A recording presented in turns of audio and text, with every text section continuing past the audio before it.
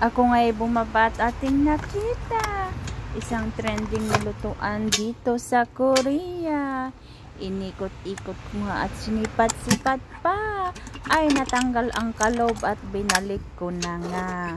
So ayan na nga't mukhang maganda. Pero hindi ko naman type kaya iniwanan ko na. Tingnan din natin doon sa mga lata. Baka may palayok at kung ano-ano pa. O ayan sa mga plastic may Durabox pa. 2 piraso at magkaiba. Balak ko sanang kunin pero parang mabigat na. Kaya tiningnan ko na lang at babalikan ko pa. Dito nga at may mga plastic at kung ano pang basura. Meron pang mga kumot at comforter pa. Binuhat ko na nga at akin nang tiningnan na upang sa ganon ay aking makita. Uy, may Hello Kitty na dal-dal pa.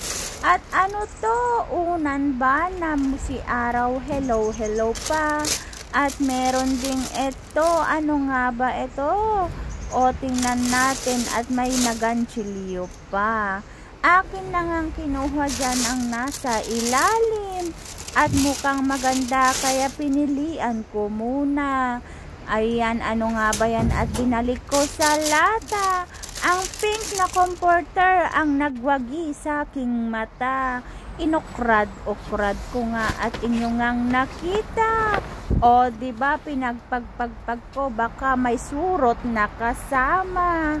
Pero sa awa ng Diyos ay wala naman pala. At may bonus na mangkok pa. O, ayan na nga't sinilid ko na nga. At tadan, nalabhan na. Mabango na ang comforter at pakishare nga ang ating video, diba?